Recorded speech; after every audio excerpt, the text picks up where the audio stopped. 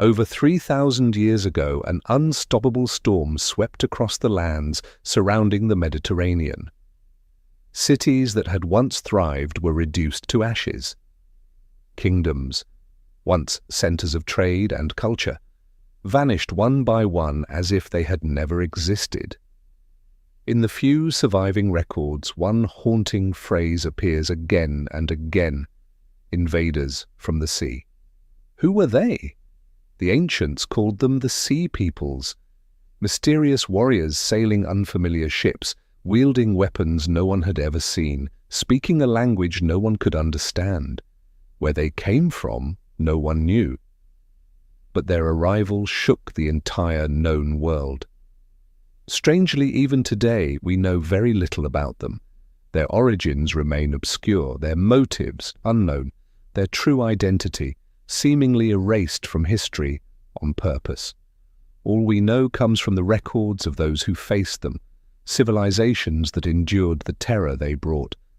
Were they waves of migrants forced to abandon collapsing homelands, ruthless bands of pirates, or an organized force bent on bringing down the world order of the time? More than 3,000 years have passed, yet the question remains unanswered. Archaeologists still search for scattered clues, historians still debate endlessly, and perhaps somewhere beneath the sands of time, the truth remains hidden about one of the greatest mysteries in human history. This is the story of the Sea Peoples, and of an age they plunged into the shadows of oblivion. Tonight, join Bedtime History as we follow the trail of nameless ships, unknown warriors, and forgotten chapters of history, to uncover the story that has never been fully told, the story of the Sea Peoples, who they once were, and why their shadow continues to haunt human history to this very day. To understand why the arrival of the Sea Peoples sent such shockwaves through the ancient world, we must first imagine what the Mediterranean looked like before the crisis, a world of connection, prosperity, and profound fragility. Between the 14th and early 13th centuries BCE, the Mediterranean and Near East entered an era of unprecedented development. Civilizations across the region were thriving not only in economic and technological terms, but were deeply interconnected through vast networks of trade and diplomacy. To the south, Egypt's New Kingdom, under pharaohs such as Thutmose III, Amenhotep III, and Seti I, stood at the height of its power. Monumental temples rose along the banks of the Nile, testaments to the king's immense wealth and boundless ambition. Egyptian merchant ships sailed to distant ports, bringing back prized cedar from Lebanon, copper from Cyprus, and precious stones and exotic spices from the legendary land of Punt. To the north, across the Anatolian plateau, the Hittite Empire emerged as a formidable power. From their well-fortified capital at Hattusa, they controlled vital trade routes linking the Near East with the Balkans. The Hittites were not only skilled warriors but also master diplomats, leaving behind extensive archives of diplomatic correspondence that reveal a sophisticated world of commerce and negotiation. To the west, Mycenaean civilization dominated the Greek mainland with fortified centers such as Mycenae, Tiryns, and Pylos. These were powerful city-states capable of mobilizing large forces, known for their advanced metallurgy, and an elite class that lived in opulent palaces. From Greece, Mycenaean merchant ships spread across the Mediterranean, trading wine, olive oil, pottery, and weapons. To the east, the port cities of the Levant, Ugarit, Byblos, and Sidon, served as crucial links in this regional trade network. Ugarit, in particular, flourished as a vibrant center of commerce and culture, and it was here that the world's first true alphabet, the foundation of many modern scripts, was born. Further south, the land of Canaan, which would later witness the rise of new peoples, was a region rich with potential and under the sway of the great empires. Its inhabitants actively participated in coastal trade, supplying valuable goods to larger markets. What bound all of these centers together was not just military power or wealth, but an intricate trade network spanning sea routes and overland caravans. On large ships, essential materials, especially copper and tin for making bronze, moved continuously. Archaeologists have uncovered shipwrecks like the Uluburun off the coast of modern-day Turkey, its cargo packed with treasures from across the ancient world, a vivid testament to the deep economic integration of the time. Yet this very interdependence was also a fatal weakness. When trade routes were disrupted, when a single link in the chain was broken, the entire system could unravel in a cascading collapse.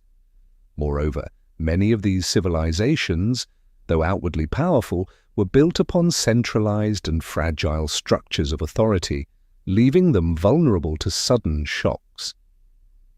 No one could have foreseen that within a few short decades, an unfamiliar force from across the sea would shake this entire order to its core, triggering one of the greatest collapses in the history of human civilization.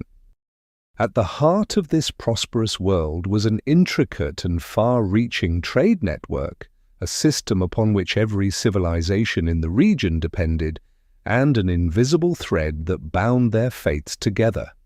Imagine a ship leaving the port of Ugarit on a calm day. On its deck, barrels are packed with valuable copper, the prized metal mined on the island of Cyprus, famed for its rich copper deposits. Alongside the copper are rare ingots of tin, perhaps sourced from Anatolia, or from more distant lands such as the Caucasus or even the British Isles, regions that required long and perilous trade routes to bring their metals to the Mediterranean. The alloy of copper and tin, bronze, was the essential material for weapons, armor, tools, and even intricate jewelry. Without bronze, the military and economies of the great empires would falter. This was the lifeblood of the age, but this ship carried more than metals. On board were also cedar logs from the mountain forests of Lebanon, prized wood used to build warships, grand palace beams, and the coffins of the elite. There was also gold from Nubia, gemstones from Sinai, aromatic resins from the Arabian Peninsula, and purple dye extracted from sea snails, highly coveted by Eastern royal courts. Ships like this connected Egypt, the Levant, Anatolia, Greece, and the islands of the Aegean. In Hattusa, the Hittites imported horses and tin while exporting early iron goods and fine textiles. In Mycenae, treasures unearthed from royal tombs reveal artifacts from as far as Cyprus, Egypt, and the Near East, proof of a vibrant, interconnected world of trade. Each merchant and each ship was a tiny link in this vast network. And the network was not only a channel for goods, it was also a highway for ideas, technologies, religions, and languages. The early alphabets of Ugarit, advanced metallurgy techniques, and even ancient myths all traveled across the sea with these trading expeditions. Yet this deep interdependence also left these civilizations more vulnerable than ever. When tin supplies were blocked, when trade routes were disrupted by pirates or war, the consequences were not just the loss of a single commodity, but the potential unraveling of entire economic systems. When looking back at this period, we cannot overlook the unique role of the Bronze Age, one of the key foundations that had built the prosperous world on the eve of the coming crisis. Why bronze? And why would an entire era depend so heavily on this single alloy? At the time, iron had not yet been successfully smelted on a large and reliable scale. Bronze, an alloy of copper and tin, was the strategic material of the age. It was used to forge swords, spears, arrowheads, armor, as well as the essential tools of agriculture and construction. Without bronze, armies would lose their edge in battle, craftsmen could no longer produce fine goods, and both trade and production would grind to a halt. But here lies the crucial point. Copper and tin were not evenly distributed across the Mediterranean and Near East. To maintain a steady supply, civilizations had to establish long and complex trade routes, passing through many hands and intermediaries. Copper was mined on Cyprus, the era's largest production center, but tin, much rarer, had to be imported from distant regions. Some sources came from Anatolia or mountainous areas to the east. Some scholars even propose that part of the tin supply traveled from as far away as Central Europe or the British Isles, through intricate and perilous trade networks. For this reason, the great powers of the age were forced into mutual dependence to maintain their military and economic strength. No single kingdom possessed all the resources needed to operate independently from this shared system. This created a world where international connections were not optional. They were essential. The pharaohs of Egypt maintained skillful diplomatic relations with the Hittite kings. The Mycenaean city-states sought control over key maritime routes. Cities like Ugarit became vital hubs where merchants from across the known world met to trade goods and exchange information. We know this not only through archaeology but also thanks to surviving diplomatic correspondence, such as the clay tablets from Elamana and Ugarit, which show kings sending each other gold, copper, horses, artisans, and even royal family members to strengthen alliances. But such deep dependence came with a double edge. If one link in the chain broke, if a tin source ran dry, if a trade route was blocked by war or piracy, the entire system was at risk of cascading collapse. Modern scholars often compare the Bronze Age world to an early form of global economy, and like any global economy, it functioned smoothly when all parts worked in harmony, but was frighteningly fragile in the face of sudden shocks. At the time, few could have imagined that such shocks were already silently building.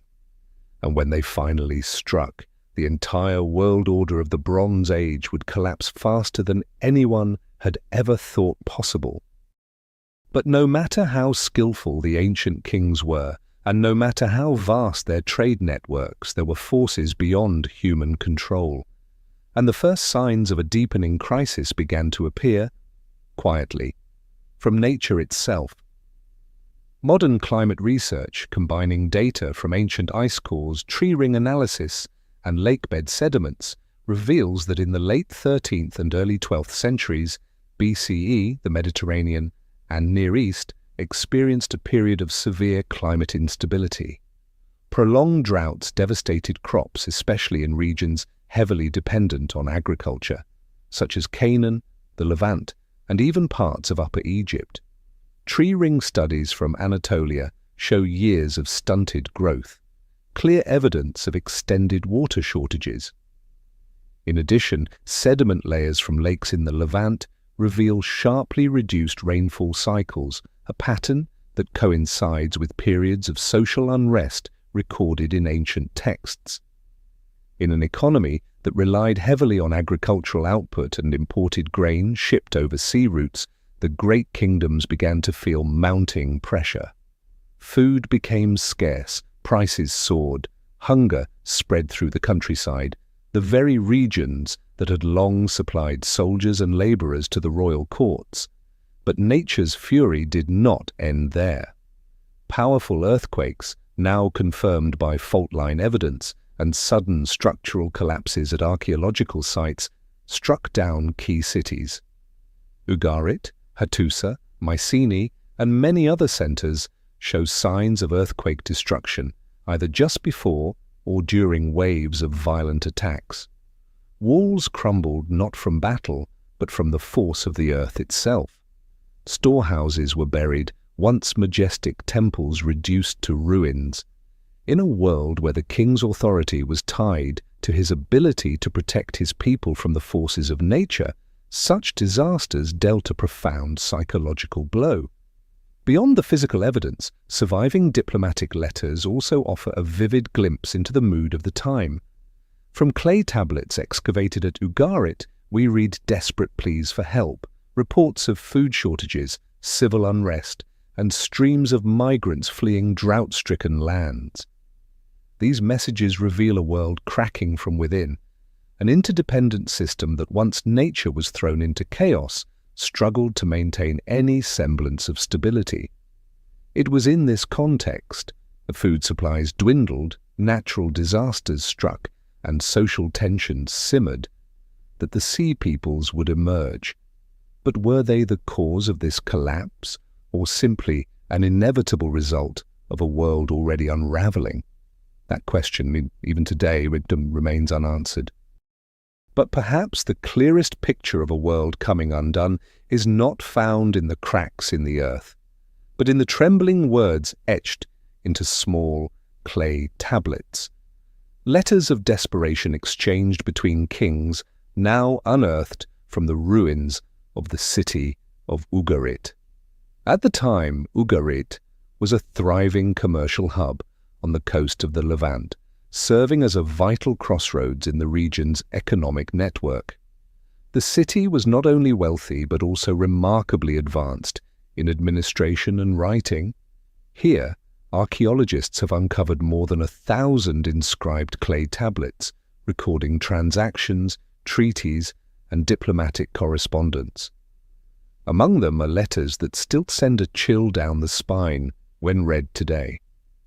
One letter, sent by the king of Ugarit to the king of Cyprus as enemy forces closed in, reads, "The enemy is at the gates. My city is in dire straits. Send reinforcements and food at once, if possible. If not, I fear that Ugarit will not be able to hold out." Those simple, desperate words reflect a world once accustomed to trade and diplomatic ceremony, now thrust into a fight for survival. The letters also reveal the disruption of the trade system itself. In one message to the king of Alashia, Cyprus, the king of Ugarit complains that merchant ships can no longer dock because strange pirates have appeared off the coast, and laments that copper and tin, once reliably delivered, have failed to arrive. Taken together, these scattered details reveal a regional economy once running smoothly, now grinding to a halt. And as trade routes broke down, military and food supplies across the kingdoms quickly plunged into crisis. What is particularly striking is how the tone of these letters shifts over time. In earlier tablets, one finds formal greetings, invitations to exchange gifts, royal marriage negotiations, all reflecting a world of confident, prosperous rulers. But in the final letters from Ugarit, written just before the city was destroyed, that confidence is gone. In its place, panic, pleas for aid, and raw fear.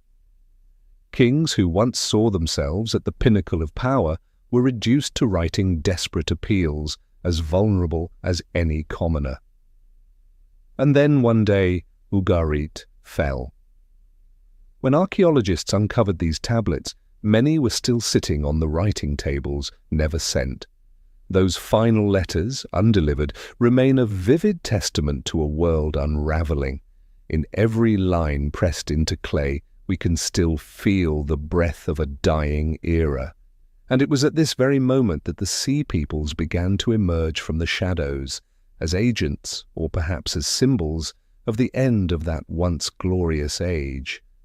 It is hard to imagine that just a few years before those desperate pleas were hastily inscribed onto clay tablets, the cities of the Mediterranean still basked in an atmosphere of rare prosperity and confidence. Ugarit, for example, was not only a bustling seaport but also a major cultural centre. In the grand homes of merchants and nobles, fine pottery, gold and silver jewellery, and intricately carved figurines were displayed everywhere. Evidence of a wealthy class that loved beauty and spared no expense in decorating their lives. Merchant ships came and went from the harbour in a constant flow. The markets bustled with silk, spices, coloured glass, and precious metals from across the known world.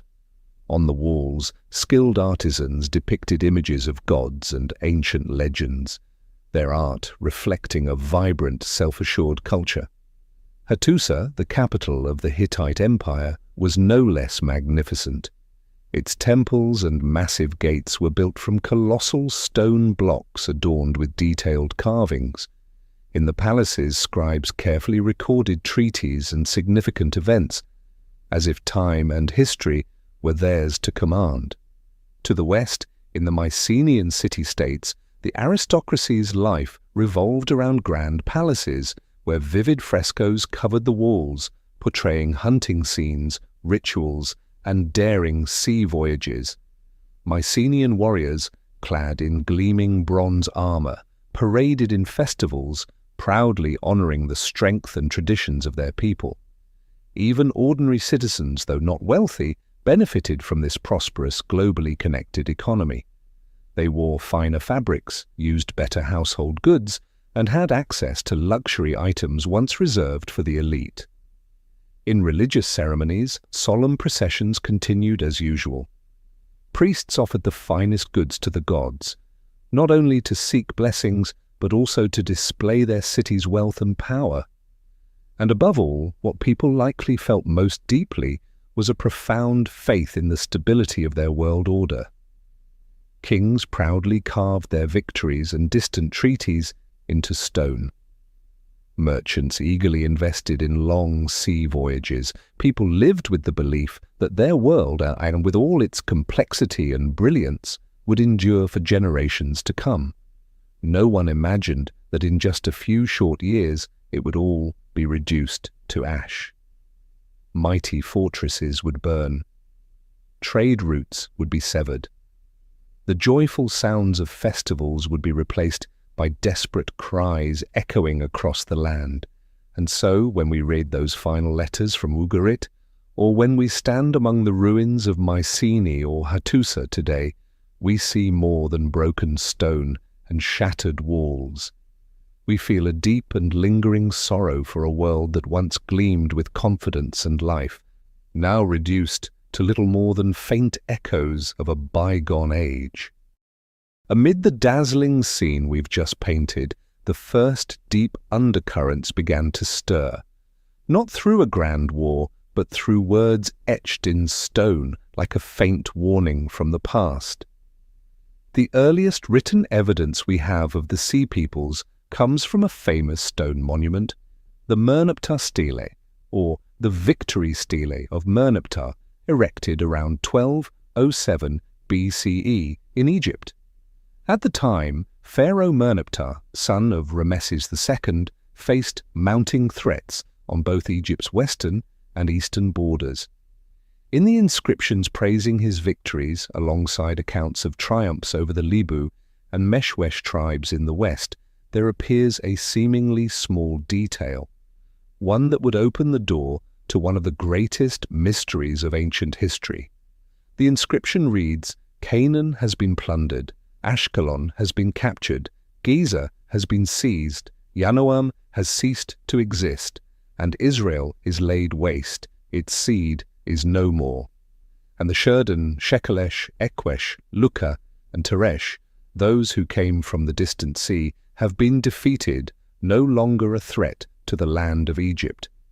These names, Shurdan, Shekelesh, Ekwesh, Luka, and Teresh, would later become key clues as we trace the path of the Sea Peoples. What stands out is how these groups are described. Came from the distant sea, a phrase that is both specific and shrouded in mystery. No earlier Egyptian records had ever mentioned these peoples. They did not belong to the traditional powers Egypt was accustomed to confronting. Modern scholars believe these may have been migrating groups or warrior alliances, appearing for the first time on the historical stage just as climate and social upheavals were intensifying. It's also worth noting that Egyptian kings were highly deliberate in how they recorded their victories. The fact that these unknown groups from the sea were mentioned in an official inscription such as the Merneptah Stele suggests that the conflicts with them were significant enough to warrant inclusion in the annals of history, a sign that the Sea People's presence was no longer a minor occurrence. Moreover, the simultaneous mention of Canaanite cities being destroyed in the same passage indicates that these seaborne groups were not only clashing with Egypt, but were also impacting the wider Mediterranean region, where fragile trade systems and political alliances were already under strain. From these few lines alone, we can already sense a new wave of instability rising, one that even the mighty pharaohs could not ignore. And as we shall see, this was only the beginning. In the years to come, these groups would not limit themselves to coastal raids. They would organize into large migratory forces, bringing with them families, women, children, and their wealth pushing deep into fertile lands, and reshaping the entire political and economic landscape of the region for the century that followed. What was carved into the Merneptah stele still echoes to us across time. A world that once seemed unshakable was on the brink of its greatest upheaval. If the inscriptions on the Merneptah stele were the first warning of the Sea People's presence, then less than 3 decades later, the entire Egyptian world would face the full force of the storm they unleashed. Around 1175 BCE, during the reign of Pharaoh Ramesses III, Egypt entered one of the most decisive battles in its history. A battle we can vividly picture today thanks to the detailed reliefs carved on the walls of the Medinet Habu temple in Thebes. Those images, more than 3,000 years old, still remain, sharp and striking, as if etched only yesterday. And within them, we see clearly, an enormous force from across the sea had arrived, bringing not only warriors, but entire migrating communities, women, children, wagons loaded with possessions, as if they sought not simply to plunder, but to claim new lands for themselves. According to Ramesses III's inscriptions, this coalition of sea peoples included several groups: the Peleset, Cheka, Shekelesh, Denaen, and Weshesh, names that remain the subject of much scholarly debate today as researchers continue to search for their true origins. The reliefs show well-equipped sea peoples' fleets with large oared ships and broad sails. Their warriors wear distinctive horned or conical helmets, carry round shields, and wield unfamiliar weapons, clear evidence that they were not disorganized raiders, but a force deliberately prepared for large-scale war. Ramesses III had anticipated this confrontation. He stationed ambush forces along the shores and deployed Egyptian warships across the Nile branches and river mouths, strategic choke points the sea peoples would have to cross to advance inland. When the battle commenced, the sea peoples' ships became trapped in shallow waters, where they were easy targets for Egyptian archers and infantry positioned on both banks. The carved scenes show the sea peoples fighting fiercely, but also depict bodies floating in the river, destroyed ships, and migrants captured or killed. In the inscriptions, Ramesses III boasts of a resounding victory. "Those who came from the sea, I have hurled them back into the sea. They lie scattered upon the sands. None remain to carry word home." Yet behind these triumphant words lies an undeniable truth. This was not a minor raid. It was a desperate, large-scale migration, a clash between Egypt and a massive wave of displaced peoples seeking resettlement rather than mere plunder. Moreover, despite Ramesses III's claim of victory, Egypt was not left unscathed. Egyptian territories in the Levant, long under Egyptian influence, were permanently lost after this crisis. Egypt's international power was significantly diminished, and the domestic economy suffered greatly in the war's aftermath. And this was only one piece of a much larger picture. While Egypt managed to retain some measure of stability, many other kingdoms were not so fortunate. The sea peoples' tide continued to sweep across the Mediterranean, leaving behind charred cities and shattered civilizations. As we look upon the reliefs at Medinet Habu today, we see more than just scenes of battle. We witness a pivotal turning point in history, where an old world was beginning to fade and a new, unstable and chaotic order was rising from the ashes. As historians study the surviving records, from the Merneptah stele, from the reliefs at Medinet Habu, and from various scattered textual sources, they have identified a list of names closely associated with the Sea peoples. These include the Sherden, Shekelesh, Peliset, Cheka, Denyen, and Luka, names that are both strange and haunting, each raising questions that remain unanswered. What is most remarkable is this: not a single text written by the Sea peoples themselves has ever been found.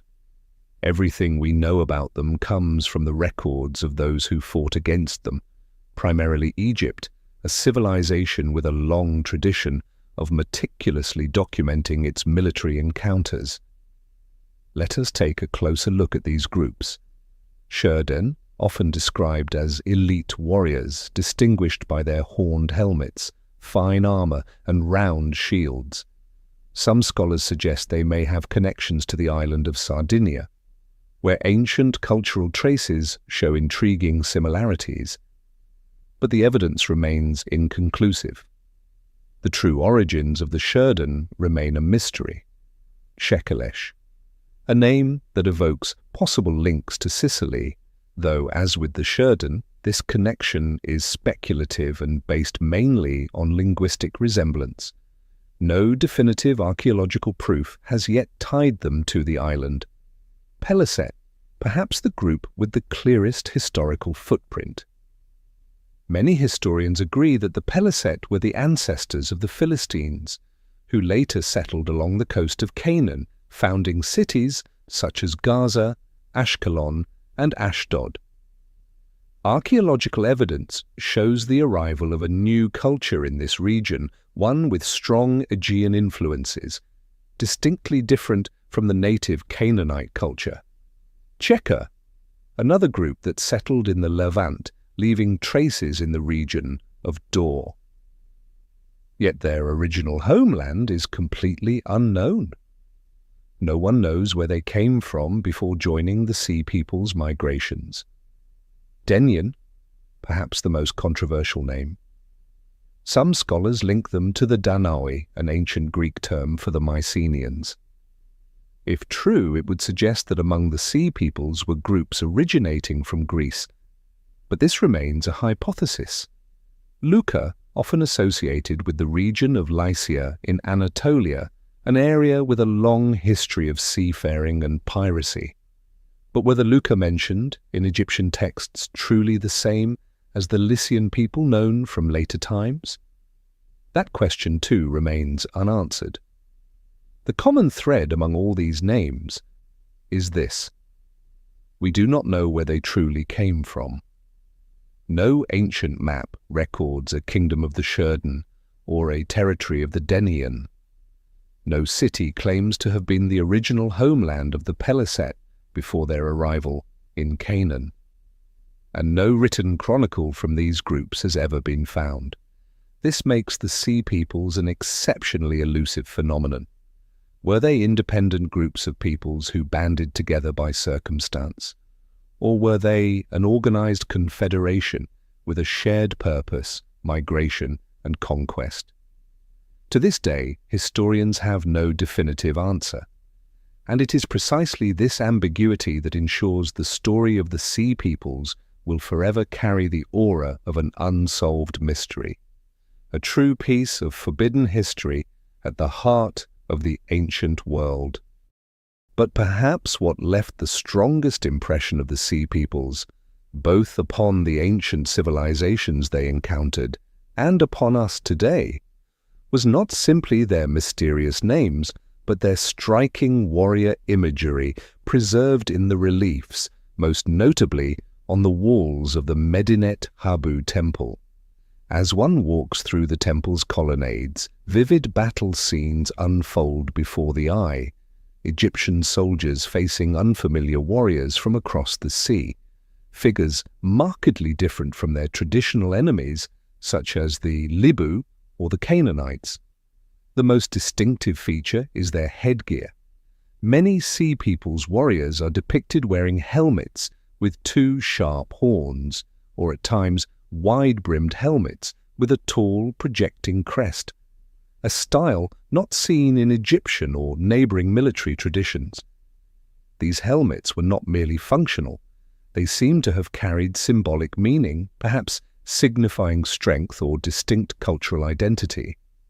This detail alone has sparked decades of debate among historians and archaeologists.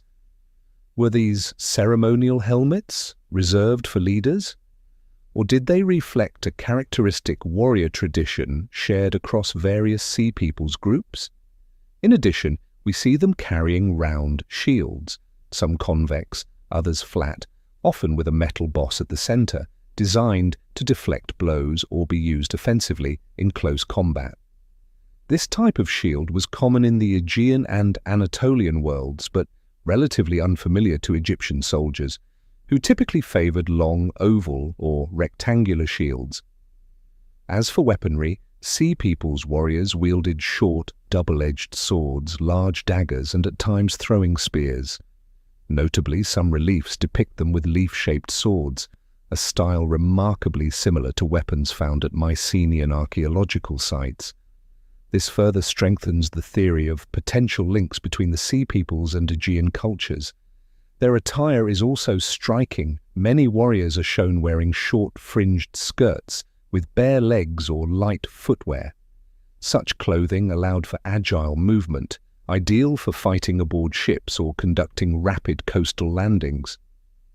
Taken together, these elements created an image of warriors who were unfamiliar and formidable. To the Egyptians, well versed in the arms and tactics of their traditional foes, the Sea Peoples must have appeared both alien and deeply threatening. And it was precisely this difference that reinforced the sense that they came from distant lands, bringing with them a distinct military tradition, not fully integrated with the coastal cultures of the Mediterranean at the time. To this day, archaeologists continue to compare the warrior imagery of the Sea Peoples with artifacts found in Sardinia, Sicily, Lycia, and Mycenaean Greece. Yet no definitive conclusions have been reached. Every detail, the horned helmets, the round shields, the unfamiliar swords, remains a scattered puzzle piece in a portrait still waiting to be completed. When we look at the reliefs of Medinet Habu at the inscriptions of the Merneptah stele, one thing becomes clear. The Sea Peoples were not merely shadows passing through history. They were a force powerful enough to be immortalized on Egyptian stone, and numerous enough to trigger one of the greatest crises of the late Bronze Age. But who were they, really? This is one of the questions that has kept historians debating for over a century. Two main theories have emerged. Were they simply daring bands of pirates, or were they part of a larger organized wave of migration that helped plunge the entire Mediterranean into chaos?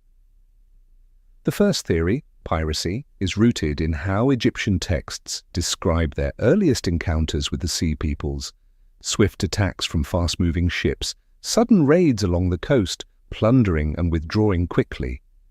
These tactics fit well with the style of organized piracy, which was already common in the Mediterranean during antiquity.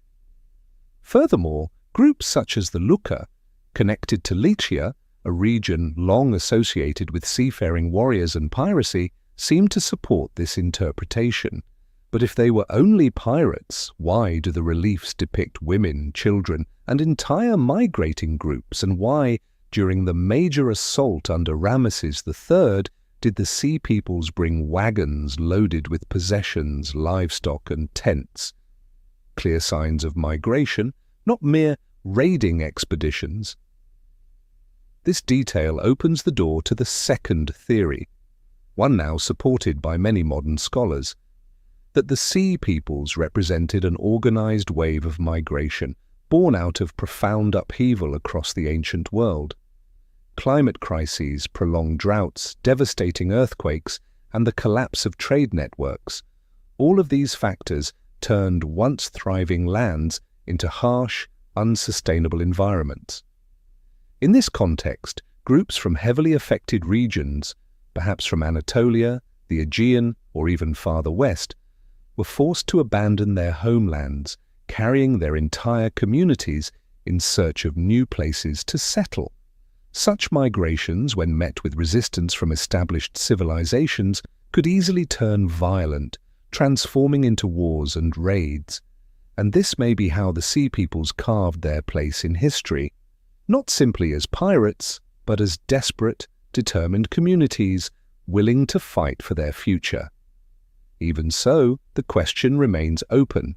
The Sea Peoples may not fit neatly into any single category.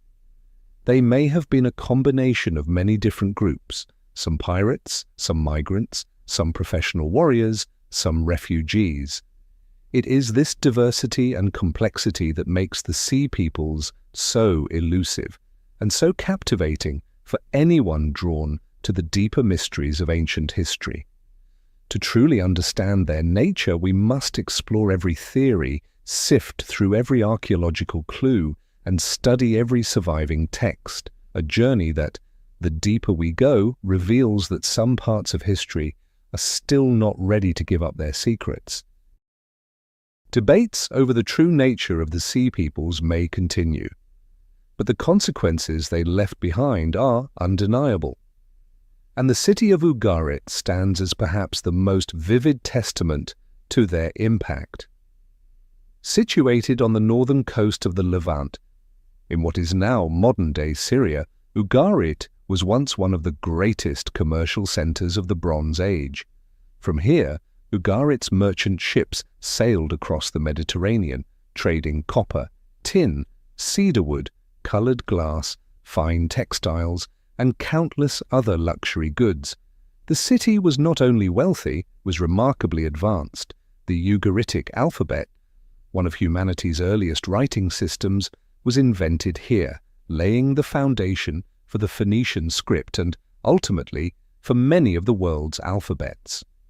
The royal palace of Ugarit was vast, housing hundreds of clay tablets recording commercial transactions, diplomatic treaties, and royal correspondence, documents that have greatly enriched modern historians' understanding of the region's political and economic landscape on the eve of the Sea Peoples' onslaught.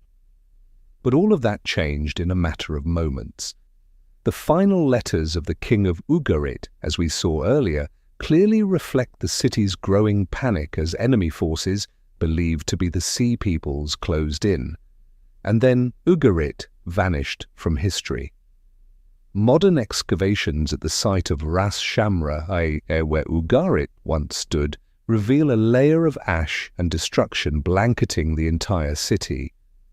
Walls collapsed, brickwork blackened with fire, clay tablets shattered or fused by extreme heat. What is most striking, there is no evidence that Ugarit was ever rebuilt. No new layers of habitation, no signs of recovery. The once prosperous city was abandoned forever after the attack.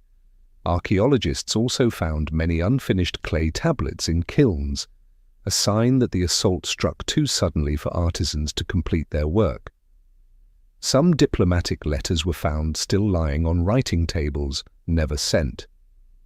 All of this speaks to the sheer ferocity of the destruction Ugarit suffered, and to the helplessness of its ruling powers in the face of the Sea Peoples' tide. With the fall of Ugarit, a vital link in the Mediterranean trade network was severed, and as that link collapsed, the entire interdependent economy of the region shuddered in response. Today, as we gaze upon Ugarit's charred walls and the fragmented remnants of its clay tablets, we cannot help but feel a deep sense of loss. A center of wealth, civilization, and creativity erased in an instant from the flow of history as if it had never existed. And Ugarit was only one of many victims of the Sea Peoples' tide, a wave that continued to surge across the Mediterranean world. If the fall of Ugarit revealed the destructive power the Sea Peoples could unleash upon coastal trade centers, then the story of Hattusa, the mighty capital of the Hittite Empire, opens an even more haunting and mysterious chapter. Nestled deep within the Anatolian plateau, Hattusa was once the heart of one of the greatest superpowers of the Bronze Age. The Hittite Empire not only controlled vast territories stretching from Anatolia to the Levant, but also stood as Egypt's chief rival in international treaties and warfare. The city of Hattusa was built across a vast expanse, fortified by massive stone walls, monumental carved gates, and grand royal palaces. Within its archives, archaeologists have uncovered more than 30,000 clay tablets, documenting every aspect of Hittite life, law, diplomacy, religion, war. And then, around 1200 to 1190 BCE, Hattusa was suddenly abandoned. Archaeological excavations reveal widespread signs of destruction and fire across the city. But here lies the mystery. There is no direct evidence that the Sea Peoples attacked Hattusa. At least, no Egyptian records mention such an assault. Yet the timing is too striking to ignore. The abandonment of Hattusa occurred precisely during the period when the Sea Peoples were sweeping across the Mediterranean as the international system of alliances and trade crumbled all around them. Some scholars suggest that after devastating coastal centers, the Sea Peoples may have indirectly triggered internal unrest within the already weakened Hittite Empire, an empire reeling from climate crises, drought, and conflicts with mountain tribes. The final royal letters from the Hittite archives carry a desperate tone, filled with pleas for aid sent from the Hittite king to vassals and allies, eerily similar to the final letters from Ugarit we encountered earlier. What is certain is this: Hattusa was never rebuilt after its abandonment. The Hittite Empire, once an equal to Egypt, vanished from the historical map, giving way to an era of chaos in which small kingdoms and migrating peoples came to dominate much of Anatolia. What truly happened in Hattusa's final days? Did the Sea Peoples directly assault the city, or did their broader impact, through the collapse of trade networks and the spread of instability, push the empire into an irreversible crisis? No one can say for sure. But the timing, combined with evidence of broken trade links and a spreading wave of collapse, suggests that the shadow of the Sea Peoples surely loomed over the end of Hattusa, whether by force or by consequence. And that shadow would continue to spread as we follow their trail to other cities of the dying Bronze Age world. As Hattusa lay silent in its ashes, the wave of crisis did not stop in Anatolia. It swept westward across the Aegean Sea and struck at the very heart of the Mycenaean world, the Greek civilization of the Bronze Age. The Mycenaean civilization, renowned for its cities like Mycenae, Pylos, Tiryns, and Thebes, was one of the Aegean's most powerful commercial and military forces. Its fortified palaces, towering Cyclopean walls, and the countless treasures discovered in royal tombs reveal a society both prosperous and sophisticated. The Mycenaean system of rule centered around great palace complexes, where the king, the one axe, controlled the economy, military, religious rites, and diplomacy. Their trade routes stretched across the Mediterranean, exchanging goods with Egypt, the Levant, and Anatolia. And yet, by the late 13th to early 12th century BCE, one Mycenaean city after another began to fall. At Mycenae, excavations reveal thick layers of ash covering architectural remains, clear signs of an intense, city-wide fire. Granaries, armories, and residential quarters all show evidence of simultaneous destruction. Pylos, one of the largest administrative centers of the Mycenaean world, met a similar fate. At the palace of Nestor, clay administrative tablets were hardened in the blaze, which is why archaeologists can still read them today. Yet, ironically, one of the final tablets records orders to mobilize defensive troops and prepare warships, suggesting the attack came swiftly, as the city was still organizing its defenses. At Tiryns, one of the strongest Mycenaean fortresses, we find more of the same: collapsed walls and scorched buildings. The entire palace system, once the backbone of Mycenaean power, collapsed within just a few decades. What is most striking, there are no signs of lasting reconstruction at these sites. The Mycenaean civilization, so dependent on its intricate palace network, was unable to recover. Some scholars argue that this destruction may have been driven by internal unrest or rebellion. But when we compare the timing of the Sea People's campaigns through the Levant and Egypt, and when we consider the royal Mycenaean records concerning naval defences, many believe that the Sea Peoples likely played a major role in the collapse, whether directly or indirectly. Moreover, in the wake of this destruction, the entire Mycenaean world entered a deep decline. The Linear B script, used by the ruling class, vanished. International trade collapsed. City-states fragmented, retreating into isolated, smaller communities. It was from this void that Greece's so-called Dark Age began, a period that would last for centuries, until the Greek world rose again in the archaic and classical eras. As we look upon the charred walls and scorched tablets of Pylos or Mycenae today, it is hard not to shudder. A civilization that once dominated the Aegean, that had challenged the great powers of the mainland, collapsed in a blaze of fire, taking with it the proud palace system that had defined its rule. And though the Sea Peoples are not always clearly named in Greek texts, their shadow remains. An unstoppable wave that swept across everything in its path. While the Mycenaean civilization faded across the Aegean to the east in the land of Canaan, the Sea Peoples left marks that would prove even more lasting than material destruction, deep demographic and cultural changes whose traces can still be seen to this day. Canaan, stretching from the southern coast of the Levant northward toward Byblos, was once a prosperous region. Its cities, Ashkelon, Ashdod, Ekron, Gaza, Giza, thrived as bustling trade hubs. The Canaanites built a rich culture, trading extensively with Egypt, the Hittites, and the Mycenaeans, serving as intermediaries along many of the Mediterranean's great maritime routes. But by the late 13th century BCE, archaeological evidence shows that a powerful wave of change swept through the region. Most notable among the Sea Peoples who settled here were the Peliset, a group that modern scholars almost universally identify as the ancestors of the Philistines, famous in later history.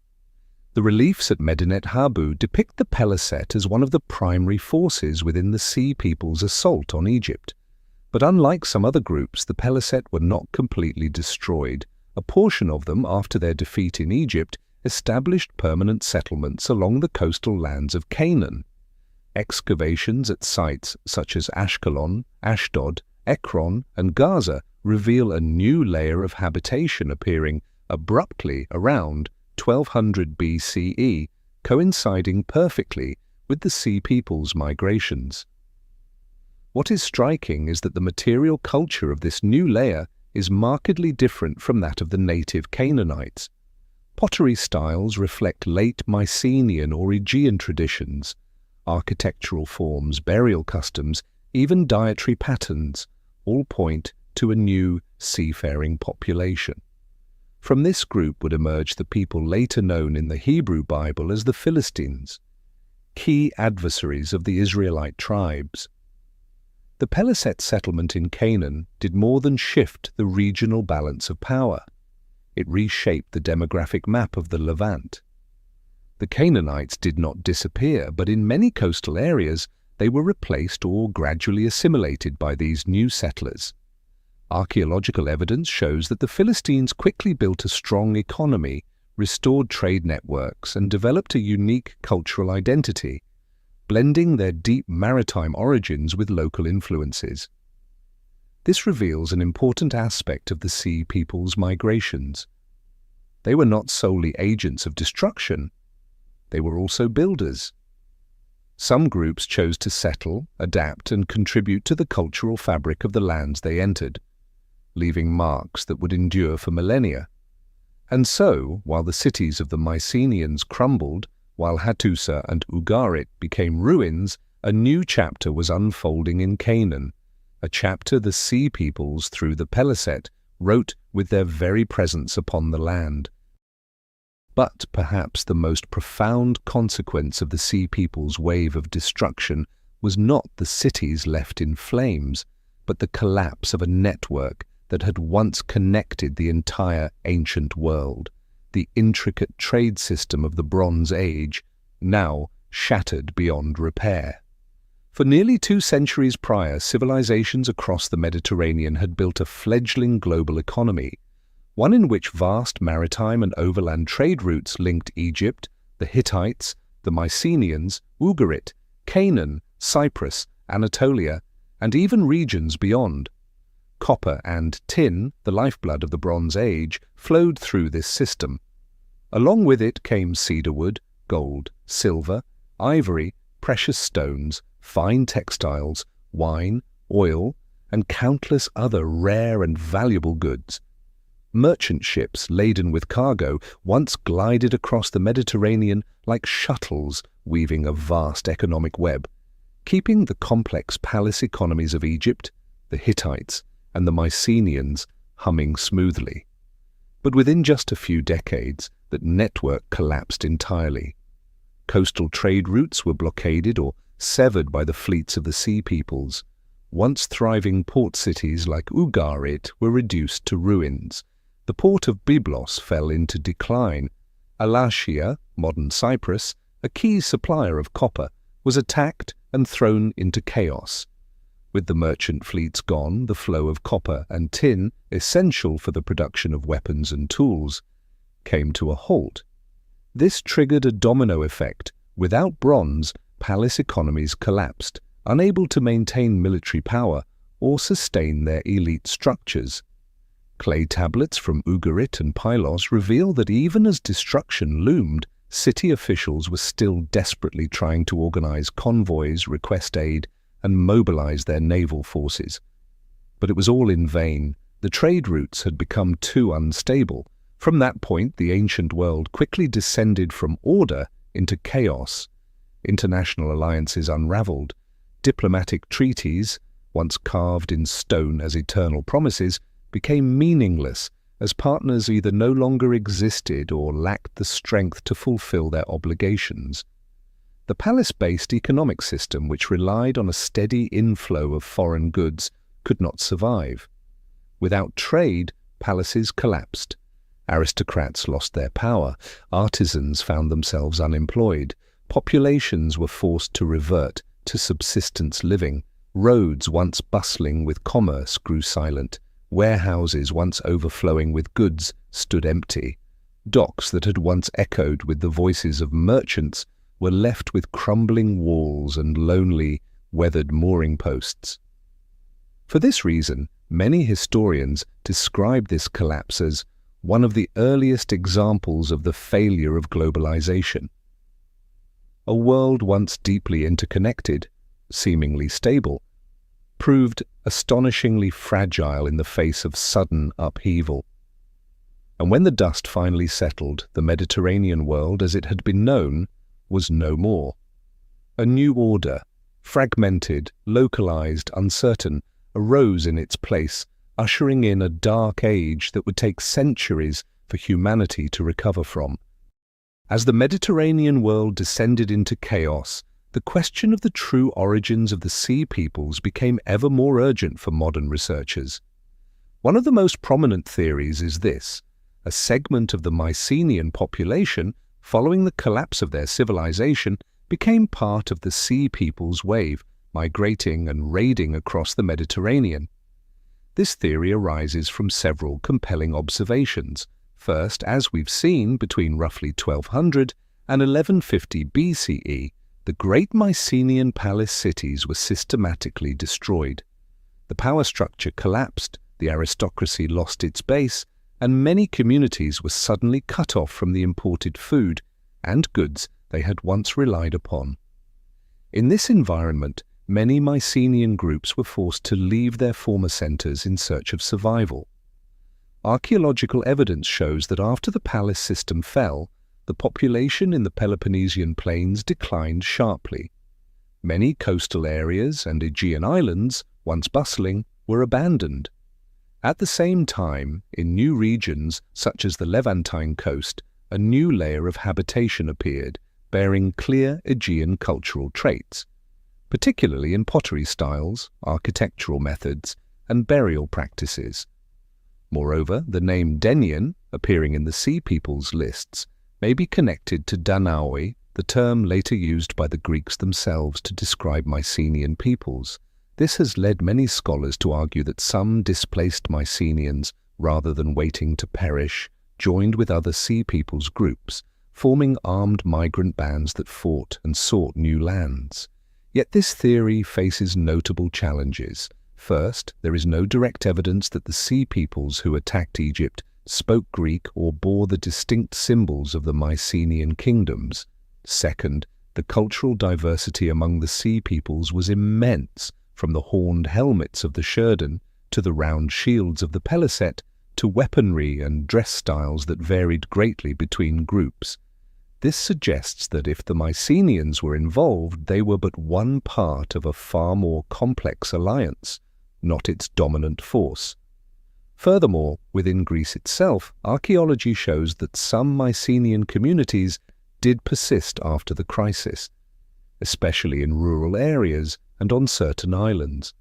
If the entire Mycenaean warrior class had transformed into Sea Peoples, such strong cultural continuity within Greece might not have been so apparent. Finally, many researchers caution that equating the Sea Peoples with the Mycenaeans risks oversimplifying what was clearly a very complex phenomenon. Archaeological evidence indicates that the Sea Peoples included a mix of groups from Anatolia, the Balkans, the Aegean, and the Levant. In short, the idea that displaced Mycenaeans contributed to the Sea Peoples wave is well supported, but it also contains gaps and uncertainties, and it is precisely these lingering mysteries that continue to fuel the endless fascination surrounding the Sea Peoples, a chapter of history that, the deeper we study it, reminds us that some answers may still lie just beyond our reach.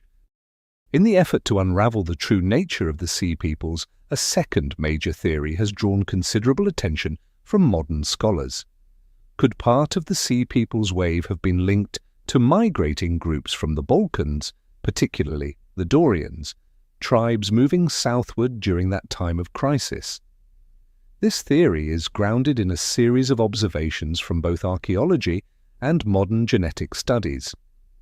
According to researchers, in the late 13th and early 12th centuries BCE, waves of migration from the northern Balkans began moving south in earnest. Archaeological evidence shows that many settlements in the Danube Valley and across the Balkans experienced major upheavals, likely driven by harsh climate shifts, population pressures, or internal conflicts. Amid this turmoil, various tribal groups began moving through Macedonia, Thessaly, and into southern Greece, among them the group later known as the Dorians. The arrival of the Dorians in southern Greece coincides closely with the collapse of Mycenaean cities. This has led some scholars to ask, could a portion of the Dorians, or other Balkan groups, have joined forces with the Sea Peoples, helping to drive a powerful armed migration across the Mediterranean? Archaeological clues offer intriguing hints. New layers of post-collapse settlement in the Peloponnese reveal sudden changes in architecture, burial practices, and pottery styles, reflecting a culture distinct from earlier Mycenaean traditions.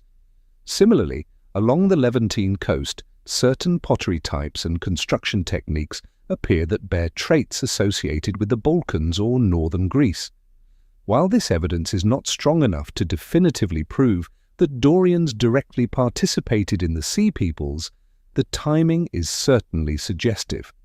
Perhaps most intriguing of all, the rise of ancient DNA research has added new tools to this investigation.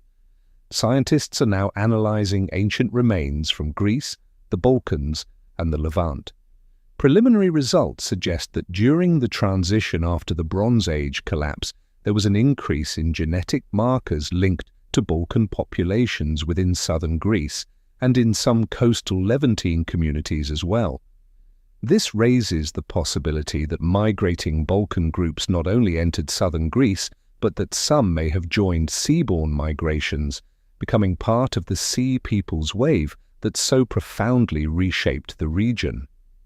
Yet, as with all theories, there are important counterpoints. First, the Dorians, according to later Greek tradition, re-established power in southern Greece after the collapse, rather than disappearing. If large numbers of Dorians had transformed into Sea Peoples, their strong cultural presence in later Greek history might not be so evident. Second, the Sea Peoples were a highly diverse coalition. Assigning the Balkans a dominant role risks oversimplifying a phenomenon that clearly included groups from Anatolia, the Aegean, the Levant, and beyond. Finally, while genetic research holds great promise, the available ancient DNA samples remain too limited to draw firm conclusions about the scale and role of Balkan groups within the Sea Peoples. Even so, the theory of migrating groups from the Balkans, particularly the Dorians, playing a role adds an important dimension to our understanding. It reminds us that the Sea Peoples phenomenon was not a simple, linear event, but the result of multiple, overlapping migrations interacting in complex ways. And it is this very complexity that makes the story of the Sea Peoples so mysterious, so multifaceted, and so endlessly compelling, a puzzle we are still striving to piece together today. After weighing the various theories and the idea of displaced Mycenaeans, the migrations from the Balkans, many modern scholars have reached what is perhaps the most realistic conclusion of all. The Sea Peoples were not a single unified ethnicity, nor a fixed, long-standing alliance. They were likely a temporary coalition formed from many different groups, each with its own motivations, all swept up in the swirling crisis of the era. This theory is supported by a number of compelling observations. First, as we've seen from Egyptian records, particularly the Merneptah stele and the Medinet Habu reliefs, the Sea Peoples are listed as a collection of highly diverse groups: Sherden, Shekelesh, Peliset, Jekka, Denian, Luka. None of these groups had a clearly recorded homeland in Egyptian texts. Their military traditions, clothing, and weaponry also varied widely. This led many scholars to ask, if the Sea Peoples were a unified nation, why are their depictions and descriptions so distinct from one another?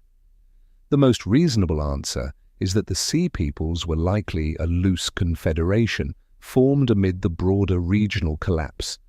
In a world where harsh climate changes, widespread crop failures, earthquakes devastated cities, international trade broke down, great empires grew weak and lost control of their peripheries, countless groups, from displaced farmers, unemployed soldiers, and pirates to desperate migrant bands, may have come together to form mixed, mobile populations moving across the Mediterranean. In this process, loose alliances between these groups likely arose out of pure necessity. Those with superior strength or naval experience would take leadership roles, while others joined in pursuit of new lands, wealth, or simply survival. This would explain why in major campaigns, such as the battles during the reign of Rameses III, the Sea Peoples brought not only warriors but women, children, livestock, and wagons full of belongings. They were not simply pirates, but armed migrant groups with resettlement as one of their ultimate goals. Moreover, archaeological evidence from the Levant shows that the cultural footprints of the Sea Peoples were highly inconsistent. Some sites reflect strong Aegean influence, others Anatolian, and still others a blend with local traditions.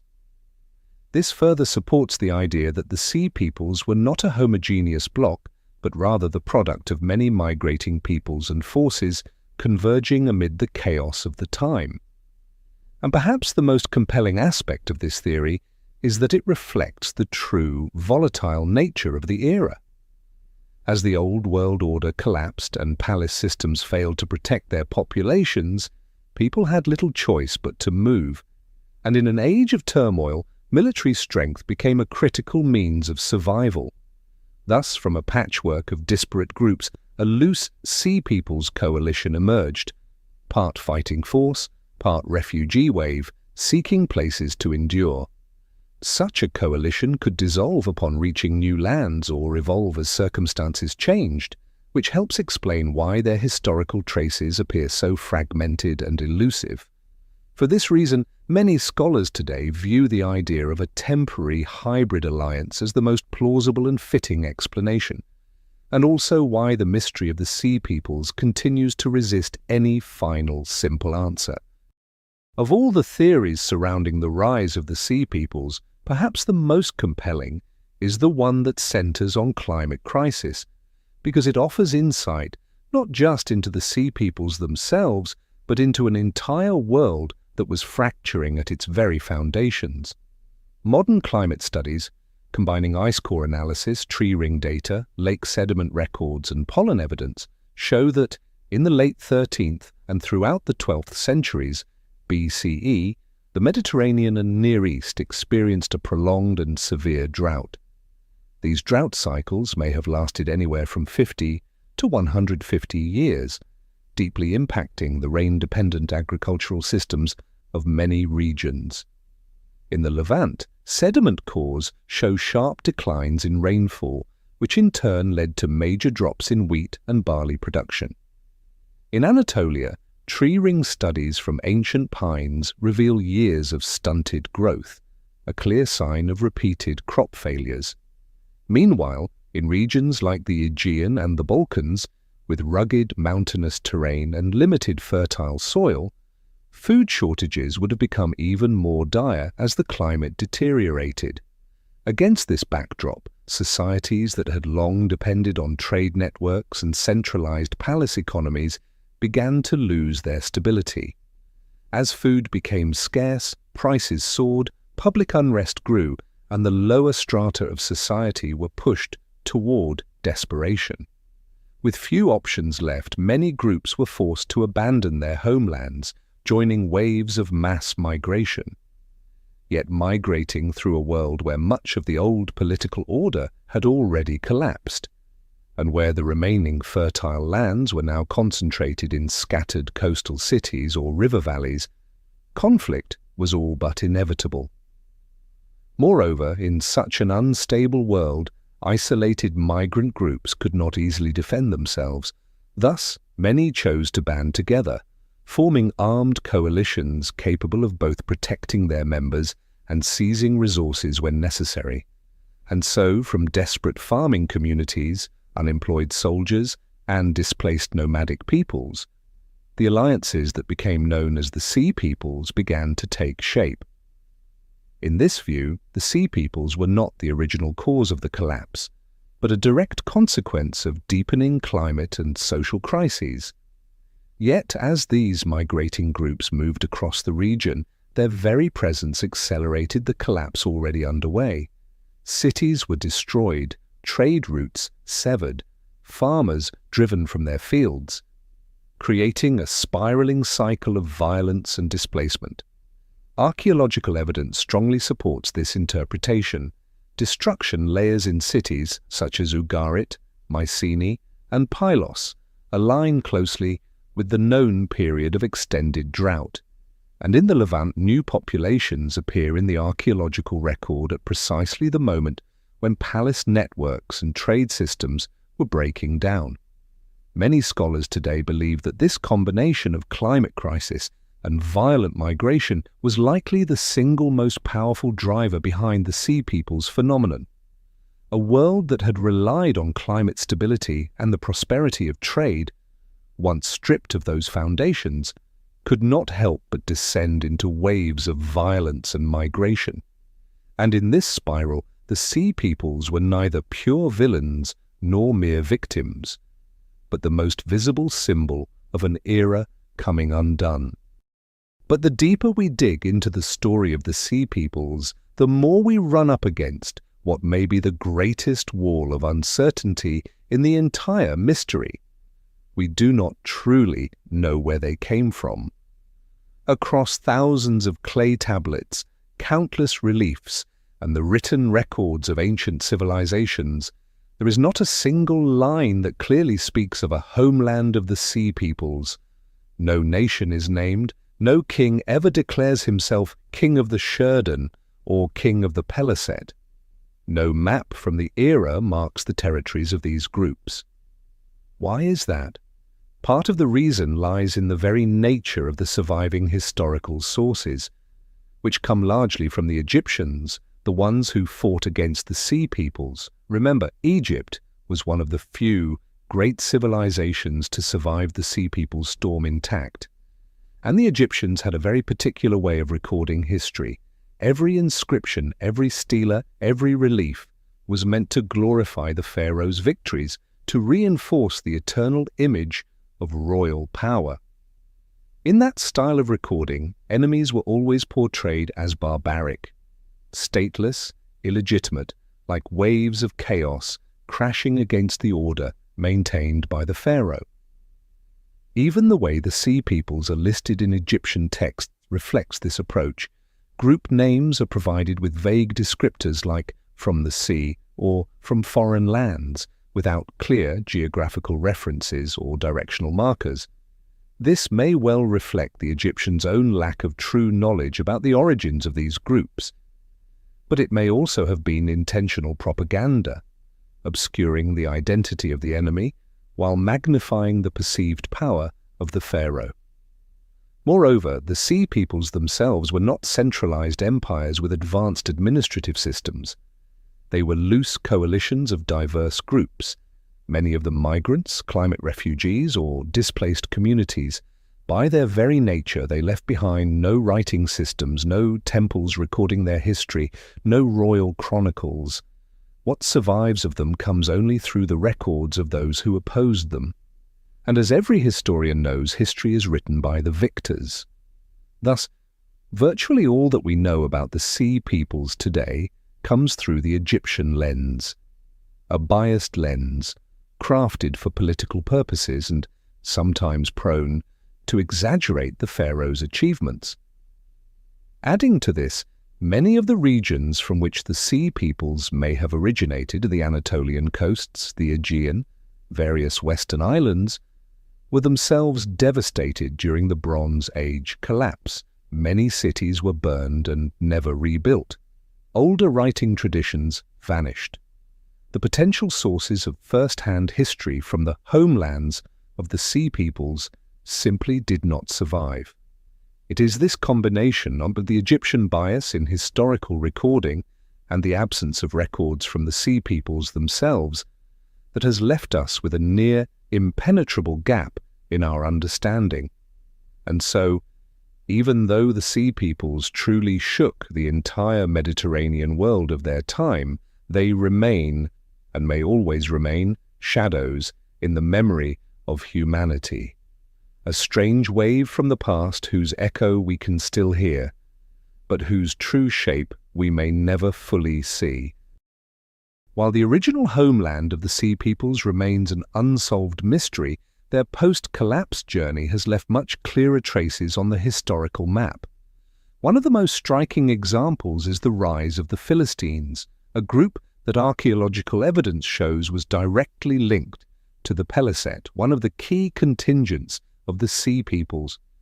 As we saw in the reliefs at Medinet Habu, the Peliset played a major role in the Sea Peoples' assault on Egypt. After their defeat at the hands of Ramesses III, part of the Peliset force did not return to the sea. Instead, they settled along the coastal regions of Canaan. It was here, through a gradual process of adaptation and integration, that the distinct Philistine culture emerged, a culture that would shape the political and cultural landscape of the Levant for centuries to come.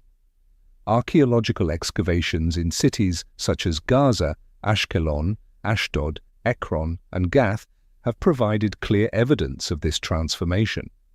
At Ashkelon, for instance, the archaeological layers reveal a new settlement horizon appearing around 1200 BCE, precisely the period when the Sea Peoples are known to have arrived. In particular, archaeologists have found large quantities of late Mycenaean-style pottery, a type of ceramic that was common in the Aegean but rare in Canaan before this period. This suggests that new arrivals brought their cultural traditions from across the sea. At Gaza, architecture and burial customs also point to the presence of a community whose practices differed markedly from those of the native Canaanites. What is especially fascinating is how the early Philistines initially retained many elements of Aegean culture in their everyday objects, architecture, and rituals.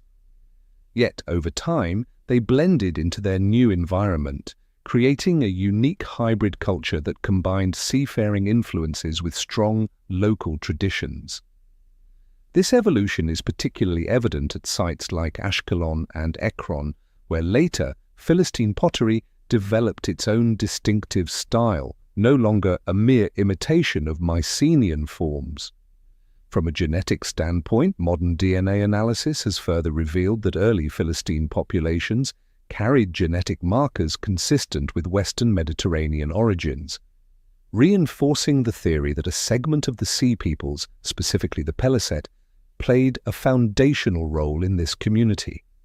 Thus, from what began as a wave of violent migration, the Sea Peoples, or at least some of their groups, transitioned into stable communities that left lasting marks on the historical record. The Philistines would go on to become a significant force in the Levant, frequently clashing with the Israelite tribes, as recorded extensively in the Hebrew Bible, and contributing to the complex political and cultural tapestry of the region. In this way, while most of the other Sea Peoples groups either dissolved or were assimilated, the story of the Philistines shows us that the Sea Peoples did not merely destroy, they also created, and this perhaps stands as one of the clearest examples of how profound crises can forge entirely new orders out of the ruins of the old. After a portion of the Peliset, part of the Sea Peoples wave, settled along the coastal regions of Canaan and formed what would become the Philistine community, one key question has intrigued scholars. Did Philistine material culture truly carry the imprint of Mycenaean civilization? Modern archaeological excavations have provided a very compelling answer. Yes, and in ways both striking and subtle. The most prominent, and most thoroughly studied, evidence comes from pottery. In the earliest Philistine occupation layers at sites like Ashkelon, Ashdod, Ekron, and Gaza, archaeologists have uncovered a large volume of pottery in the style of late Mycenaean, particularly Mycenaean IIc. This type of pottery is distinguished by its intricate geometric patterns, spirals, wavy lines, and designs painted in red or black on a light background, a hallmark of Mycenaean artistry at the twilight of the Bronze Age. Crucially, these pottery pieces in Canaan were not imported from Greece. They were made locally, indicating that the artisans who carried this ceramic tradition had physically migrated and were producing their wares in this new land. This points to a genuine movement of people, not merely the spread of trade goods or artistic influence. Architecture also offers intriguing clues. At Ekron, archaeologists have discovered buildings featuring open porch designs, an architectural element with clear parallels in late Mycenaean domestic structures. The kilns and craft workshops unearthed there employed techniques closely resembling those used in Aegean craft centres. Funerary practices provide further evidence. In early Philistine cemeteries, archaeologists found simple pit burials, sometimes accompanied by grave goods that reflected Aegean traditions, in stark contrast to the typical Canaanite practices of collective tombs or rock-cut chambers. Altogether, this evidence paints a vivid picture. In their earliest phase, Philistine culture bore a strong Mycenaean imprint, visible in their pottery, architecture, and ritual life. But here is where the story becomes even more fascinating. Within 2 or 3 generations, Philistine material culture began to evolve significantly. Mycenaean 2C pottery gradually gave way to uniquely Philistine styles, with new shapes and decorative motifs that reflected a blending of influences and local innovation. Architectural forms also began incorporating more Levantine features, and burial practices shifted further toward regional norms. This evolution suggests that the Philistines were not passive bearers of Mycenaean culture. They actively adapted, blended, and reshaped their cultural identity in response to their new environment, forging a distinctive hybrid tradition that honored their roots while embracing the realities of life in Canaan. Today, archaeologists often classify early Philistine culture, circa 1200 to 1150 BCE, as Philistine Phatraries, the phase where the Mycenaean imprint is most visible. Later phases, Philistine II and Philistine III, mark the emergence of a distinctly Philistine identity, more localized and richly adapted to their Levantine setting. In this way, the legacy of the Sea Peoples was not limited to layers of ash and ruins. It also flowed into new cultural currents, leaving lasting imprints that enriched the complex historical tapestry of the Mediterranean. And the Mycenaean legacy within Philistine culture stands as one of the clearest and most fascinating testaments to that complex journey. While the traces of the Peliset, the Sea Peoples group who would become the Philistines, have been brought to light through careful archaeological study, the fate of the other Sea Peoples remains far more obscure. And this is not surprising. As we have seen, the Sea Peoples were not a single, unified ethnic group. They were a loose alliance of disparate tribes and peoples, each with its own origins, its own identity, and its own motivations. And as the Great Bronze Age crisis came to an end, many of these groups, if they were not destroyed in battle, gradually blended into the Mediterranean societies where they settled. Within just a few generations, their distinct identities would have largely dissolved. Names that once rang out from Egyptian inscriptions, Sherden, Shekelesh, Cheka, Denian, Luka, vanish from the historical record. But this does not mean these peoples vanished entirely. It is far more likely that survivors of these groups were absorbed into local cultures, whether in the lands they had attacked or in the regions where they ultimately settled. Consider a few examples. The Sherden may have established themselves in the Western Mediterranean. Some scholars suggest they contributed to the warrior culture of Sardinia, where the great stone towers known as nurag still stand today, silent witnesses to an ancient era of upheaval. The Shekelesh, whose name evokes Sicily, may have similarly merged into the island's native communities, their distinct identity gradually fading into the evolving Sicilian culture. The Cheka left perhaps the faintest trace. At the site of Dor and on the modern coast of Israel, archaeologists have uncovered a layer of occupation featuring cultural elements not entirely Canaanite. This may reflect the presence of Cheka settlers, though in time, the local culture once again dominated. The Denian, possibly linked to the Danaoi, a term for Mycenaean Greeks, likely reintegrated into the broader Greek world during its post-collapse migrations and the complex resettlements of Greece's so-called Dark Age. The Luka, associated with the Lycian region of Anatolia, may have blended back into the Anatolian highland communities, persisting under new names and social structures no longer connected to the Sea People's identity recorded by the Egyptians. Across all these cases, the pattern is the same. Once the storm of history had passed and Mediterranean civilizations began to stabilize, the scattered Sea Peoples groups could not maintain distinct identities for long. Without formal administration, without written traditions of their own, and without strong cultural institutions to preserve their identity across generations, assimilation was inevitable. And when that happened, names like Sheridan, Shekelesh, and Cheka faded, leaving only faint echoes on Egyptian stelae and lingering as tantalizing puzzles for future historians. Today, when we trace the legacy of the Sea Peoples, we are not just reading layers of ash and ruins. We are also deciphering blended bloodlines and cultural identities that quietly transformed Mediterranean civilizations from within. And perhaps this is why, even after more than 3,000 years, the mystery of the Sea Peoples continues to captivate historians and archaeologists alike. For they represent a wave of history that cannot be easily pinned down, a force of human movement and transformation whose consequences and legacies remain subtly woven into the very fabric of Mediterranean history. And so after tracing every footprint, every layer of ash and every surviving fragment, we can begin to understand why the Sea Peoples have become one of the greatest mysteries of the ancient world.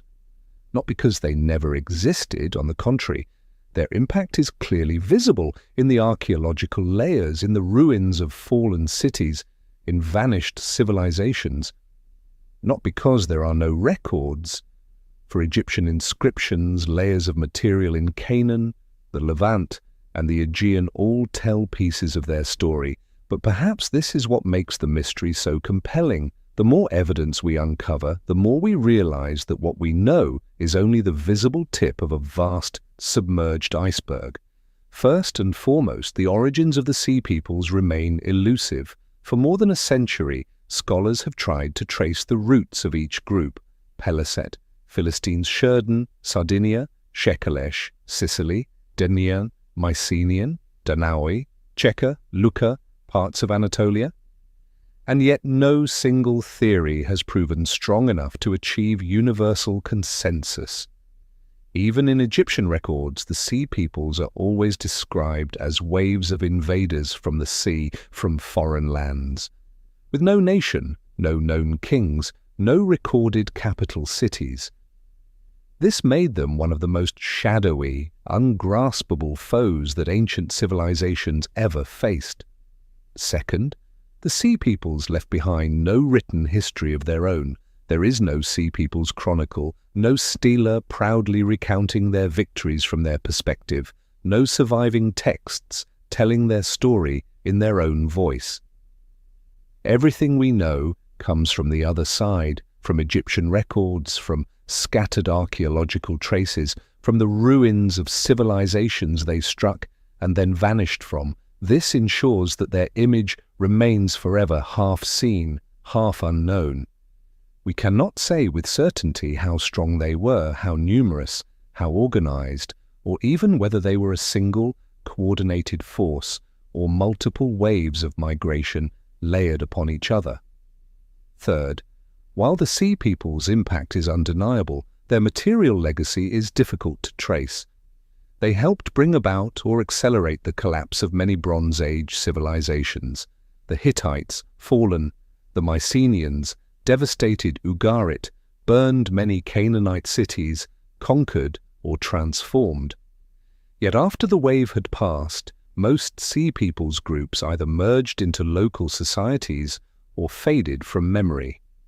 They left behind layers of ash, early ceramic styles showing Aegean influence, but no lasting new civilization that bore the name of the Sea Peoples. Their story is like that of a great wave crashing across history, leaving deep scars in its wake, but the wave itself dissolving before anyone could fully record it. And perhaps it is this very elusiveness that makes the Sea Peoples so endlessly fascinating. We have no shortage of tales about mighty empires with palaces and written chronicles, but the story of the Sea Peoples is the story of outsiders to the official histories, desperate, determined communities whose own voices were never preserved, but who nonetheless reshaped the course of an entire era. And in that very shadowy nature, the Sea Peoples will likely continue to challenge the imagination and patience of scholars and of all of us for many centuries to come.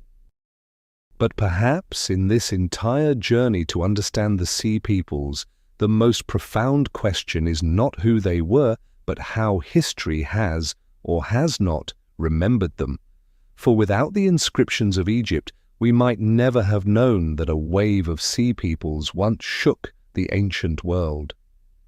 Nearly everything we know about them comes from Egyptian records, from the Merneptah stele, from the carvings in the temple of Medinet Habu under Rameses III. It is from these inscriptions that the names Peliset, Shurdan, Shekelesh, Cheker, Denien, Luka were preserved. It is from these reliefs that we see the images of warriors with horned helmets and round shields, and of migrating families, women, children, livestock in tow, moving as part of this great upheaval. Without these records, all the archaeological evidence, the layers of ash at Ugarit, Mycenae, Pylos, the new settlement layers in Canaan, would have remained isolated clues, difficult to connect into a coherent picture of such a vast wave of armed migration. And yet this also reminds us of an essential truth. History is written by the victors. It was Egypt, one of the few great civilizations to survive the storm of the Sea Peoples, that recorded this story through its own lens. In the inscriptions, Pharaoh is always the triumphant hero. The Sea Peoples, the barbaric invaders who are defeated. There is no voice from the Sea Peoples themselves, no record of their story as seen through the eyes of those who were forced to abandon their homelands, cross the sea in desperation, and fight to survive. This is what makes the story of the Sea Peoples both fascinating and sobering, for what remains in the historical record is always but one side of a much larger tale. If, one day, a chronicle of the Sea Peoples were to be discovered, assuming one was ever written, the story we know today might look very different. But perhaps that chronicle does not exist. The Sea Peoples, by their very nature, were migrating communities without a strong administrative structure, without an enduring system of record-keeping, and in that sense they are among the lost voices of history. This too is a larger lesson. How many events, how many peoples, how many stories once shook the ancient world, but because no one recorded them from their side, we will never know they existed. The Sea Peoples, by fortune or misfortune, left just enough traces in Egyptian stone for us to follow their story today.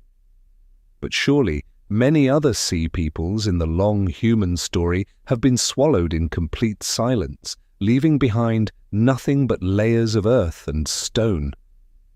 And perhaps this is what makes the mystery of the Sea Peoples endlessly compelling, for it is not just their story, but a story about how history is recorded, how human memory is preserved, and how many voices have been forgotten along the way. And as our journey reaches the final lines of the story of the Sea Peoples, perhaps an even larger question lingers in the mind. If not for the inscriptions of Egypt, we might never have known that the Sea Peoples had existed. So how many other chapters of human history, how many communities, how many civilizations, how many stories have been completely erased from humanity's memory? The layers of earth we uncover today reveal only the smallest fragments of the past. The written records that remain are the voices of the few civilizations that managed to preserve their history.